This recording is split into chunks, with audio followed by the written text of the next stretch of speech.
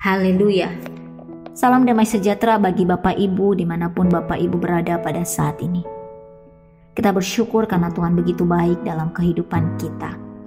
Bapak Ibu saudara-saudara yang terkasih, saya terus berharap dan berdoa supaya Bapak Ibu tetap sehat-sehat dan tetap dalam lindungan Tuhan. Kembali kita akan belajar firman Tuhan di dalam Lukas pasal 18 ayat 35 sampai 43. Sekali lagi Lukas pasal 18 ayat 35 sampai 43. Demikian firman Tuhan. Di bawah perikop Yesus menyembuhkan seorang buta dekat Yerikho. Waktu Yesus hampir tiba di Yerikho, ada seorang buta yang duduk di pinggir jalan dan mengemis.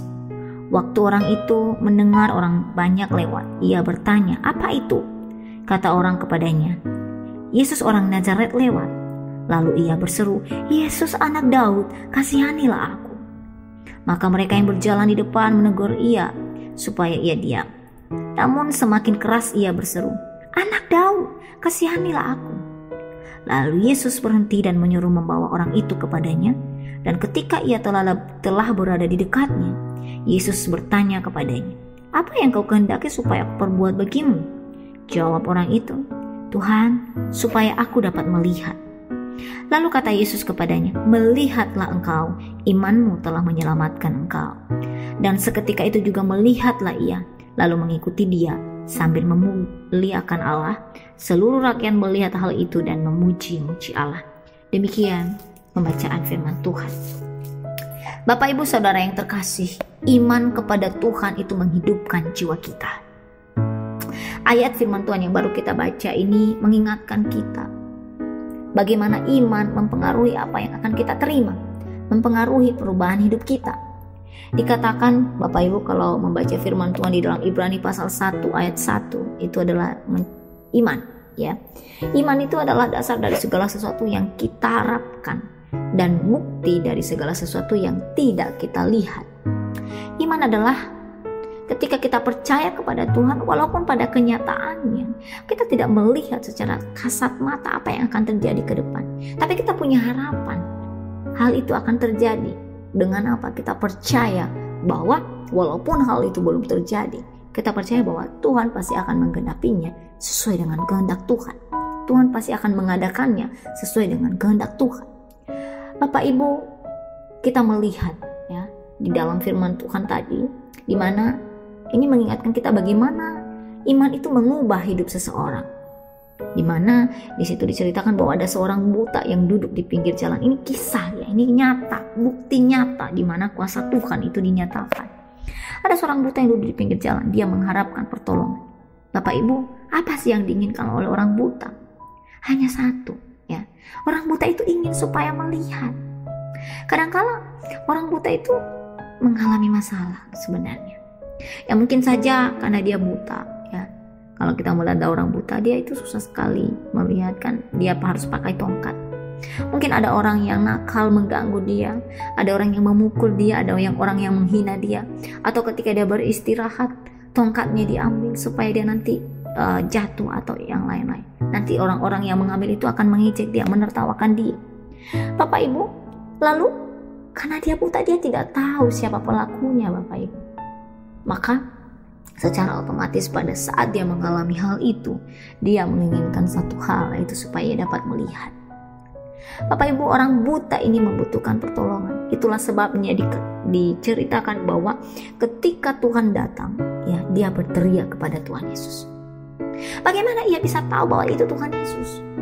Dia memang tidak tahu karena dia menanyakan kepada orang di sekitarnya, itu siapa yang lewat? Siapa itu? Kenapa banyak sekali orang berteriak-teriak? Kenapa banyak sekali orang yang berbondong-bondong?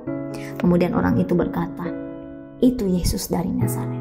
Nah, Bapak Ibu, ketika dia mendengar itu, dia langsung berteriak, "Yesus anak Daud, kasihanilah aku." Bapak Ibu, artinya di sini bahwa dia itu sudah tahu Tuhan Yesus. Dia sudah mendengar walaupun dia buta, tapi dia sudah mendengar bagaimana kuasa Tuhan, bagaimana Tuhan menyembuhkan. Di mana kita melihat pada zaman itu, Tuhan itu melakukan banyak mukjizat. Tuhan itu menolong siapa saja. Tuhan itu bisa menyembuhkan. Nah, pada saat itu, orang buta ini tahu. Orang buta ini sudah mendengar. Dan orang buta langsung percaya kepada Tuhan. Sehingga ketika Dia mendengar pada waktu itu mungkin sejak lama. Dia mengingat-ingat nama Tuhan Yesus. Dan pada saat Tuhan Yesus datang, dia berteriak meminta pertolongan. Dia percaya. Dia tidak sungkan, dia tidak takut karena dia tahu, oh dia pasti menyembuhkan. Kalau seandainya, kalau dia bisa menyembuhkan orang lain, dia juga pasti bisa menyembuhkan saya. Itulah yang dikatakan, yang ada di pikiran oleh orang buta itu. Bapak Ibu yang dikasihi oleh Tuhan, ya, kita melihat selanjutnya Bapak Ibu, ya, dia terus berteriak kepada Tuhan. Sehingga apa? Tuhan menjawabnya, Bapak Ibu. Tuhan berkata apa? Tuhan berkata, ya, melihatlah engkau, imanmu telah menyelamatkan engkau. Melihatlah engkau, imanmu telah menyelamatkan engkau. Bapak Ibu Saudara yang terkasih, keajaiban terjadi ketika orang percaya kepada Tuhan. Di mana ketika orang buta itu percaya kepada Tuhan, ada dua hal yang diterimanya. Yang pertama, dia yang tadinya buta, ia sekarang bisa melihat secara jasmani. Kemudian yang kedua, dia juga memperoleh keselamatan di dalam Tuhan. Artinya, kepercayaan menuntunnya pada keselamatan yang sejati. Bapak Ibu yang dikasihi Tuhan, orang buta itu tidak meragukan kuasa Tuhan. Ya, orang buta itu sudah mendengar bahwa Tuhan itu hebat. Nah, namun saat dia mengalami kebutaan, kepercayaannya kepada Tuhan itu tidak berkurang, Bapak Ibu. Ia malah semakin percaya. Dikatakan di situ ketika dia berteriak-teriak kepada Tuhan, tapi ada orang yang menyuruhnya diam. Itu dia yang ke-39. Ada orang yang menyuruhnya diam. Diamlah gitu. Ya, ada orang yang menegurnya supaya ia berdiam, supaya ia tidak berteriak-teriak. Tapi Bapak Ibu, ya, apa yang terjadi? Walaupun banyak orang yang menyuruhnya untuk berhenti berseru kepada Tuhan, untuk berhenti berdoa, berteriak kepada Tuhan, tapi dia tetap mau berteriak kepada Tuhan, mau berseru meminta pertolongan kepada Tuhan. Bapak Ibu, iman yang hebat sekali. Ya, kadangkala juga dalam kehidupan kita, Bapak Ibu, ya, kita mengalami situasi-situasi seperti kita sudah berdoa, seringkali berdoa kepada Tuhan, berdoa, lalu doa-doa kita tidak dijawab. Saya teringat sekali dengan kisah Ayub, Bapak Ibu, ya, di mana diceritakan di sana Ayub mengalami banyak sekali pergumulan hidup. Dan sehingga ketika Ayub mengalami pergumulan hidup, banyak saudara-saudaranya, sahabat-sahabatnya, bahkan istrinya sendiri menyuruh untuk dia menjauhi Tuhan. Kamu sudah berdoa kepada Tuhan, sudah berteriak, sudah memohon supaya pergumulanmu diselesaikan oleh Tuhan, tapi toh Tuhan tidak jawab sampai sekarang. Banyak orang yang membuatnya untuk menjauhi Tuhan, untuk diam saja, sudah. Tapi Bapak Ibu, Ayub pada saat itu, Ayub tidak berhenti berdoa kepada Tuhan. Karena apa? Karena Ayub percaya kepada Tuhan, Ayub beriman kepada Tuhan. Demikian juga orang buta ini, dia tidak putus asa, tapi semakin keras ia berteriak kepada Tuhan. Karena apa? Karena dia tahu bahwa Tuhan satu-satunya sumber penolong. Tuhan layak dipercayai. Bapak Ibu yang dikasihi Tuhan, di tengah-tengah situasi yang kita alami, mungkin kita punya banyak sekali pergumulan, ya, sakit penyakit, ya, atau pergumulan dalam keluarga, keuangan keluarga, apalagi pekerjaan, atau bagi yang masih muda, yang mungkin sudah agak berumur, Bapak Ibu yang masih muda, yang masih belum memiliki pasangan, itu menjadi pergumulan. Atau untuk yang masih sekolah ingin supaya melanjutkan kuliahnya, atau pergumulan apalagi yang sedang dihadapi. Bapak Ibu yang dikasihi Tuhan, ya, mari kita menaruh kepercayaan kita kepada Tuhan. Ya, mungkin ketika kita mengalami masalah, kita sudah berdoa kepada Tuhan, pergumulan kita. Namun, ya kadangkala, kenapa sih Tuhan masih belum jawab? Tapi pertanyaannya, apakah kita menyesal? Apakah kita mulai menyerah? Apa ini artinya Tuhan tidak peduli? Kita mulai bertanya-tanya. Bapak Ibu, satu hal yang kita ketahui, bahwa Allah selalu memperhatikan kita. Allah tahu kebutuhan kita. Allah tahu kapan kebutuhan kita harus dipenuhi. Allah tahu kapan masalah kita harus selesai. Bisa jadi Bapak Ibu ketika kita berteriak, kita berdoa kepada Tuhan, kita berseru kepada Tuhan, mungkin saat itu belum dijawab. Tapi bisa jadi karena Tuhan itu punya tujuan lain dalam kehidupan kita. Tuhan ingin memberikan sesuatu yang jauh lebih baik dari apa yang kita pikirkan, Bapak Ibu. Hanya yang dibutuhkan di sini adalah kita percaya kepada Tuhan, kita beriman kepada Tuhan.